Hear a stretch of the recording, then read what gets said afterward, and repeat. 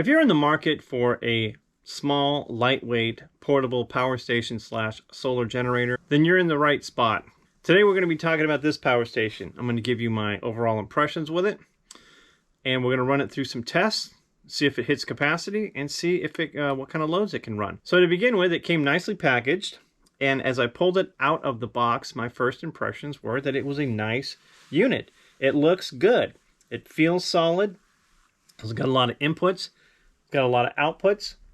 It's got a nice handle. And compared to my homemade power station that I made last week, it is small and much more portable.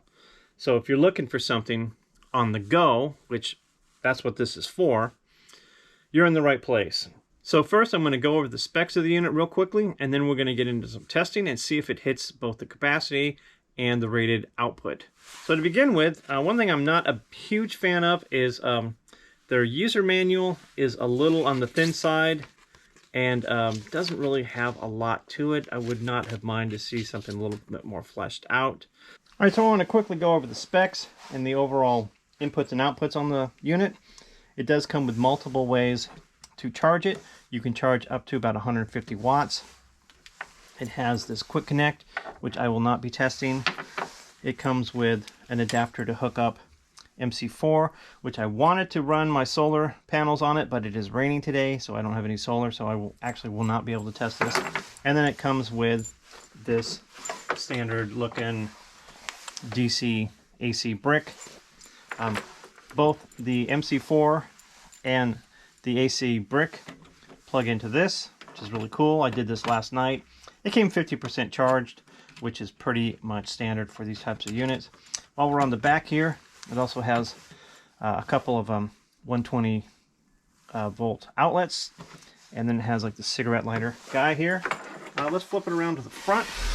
One thing, when you are charging it with the solar panels, it does have a built-in MPPT controller. So even though it only does 150 watts, it's going to be pretty efficient. So that it has a nice controller inside of it. So on this side, you can see it's got this gorgeous LED screen.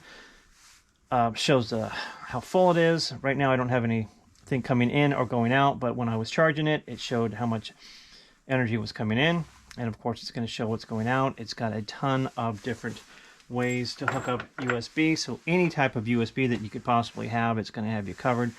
It's got all of these adapters, which I'm not going to test because I just don't have the time to test all these adapters. But if you need something that'll charge a phone, it's got every possible thing you can imagine. So now let's run it through some tests and see how well it does. It's a little cool today, so I'm actually going to run a space heater. I have a space heater that'll run 3 different levels. One is 600, and I want to see how long it'll run a space heater. That's a pretty good torture test for it. That's probably not something you would normally do, but it's going to give a pretty heavy C load. So let's see what it does. So I got my kilowatt hooked up to it because I do want to track the actual usage coming out of it. Having my extension cord hooked up to my space heater. So to turn it on, you just press this button here.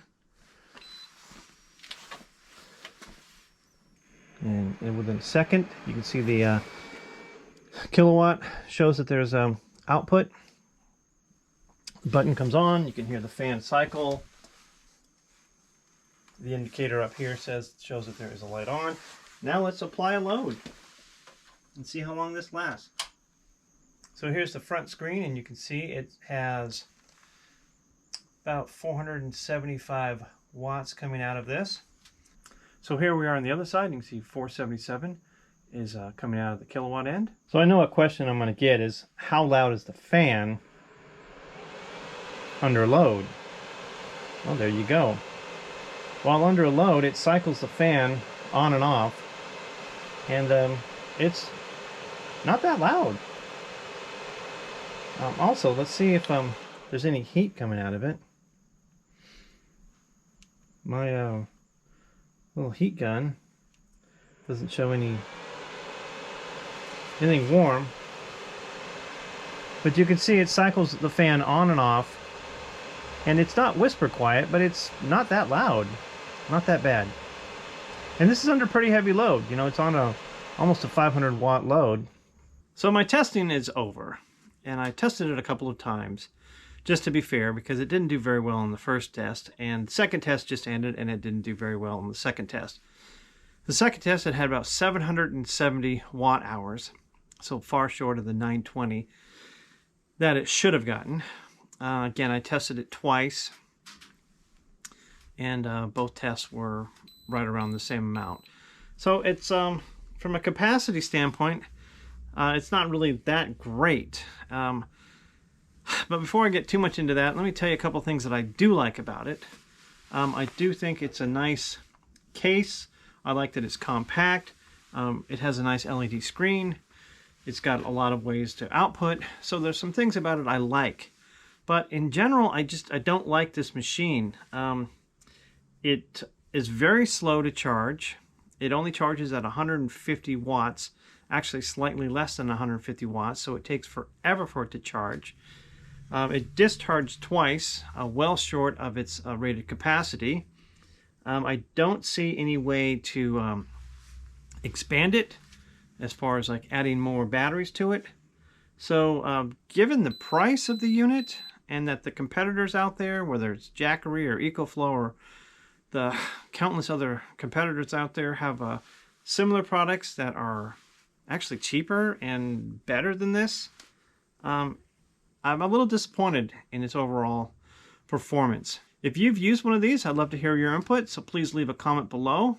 As always, like, share, and hit that notification bell. And that's it for today.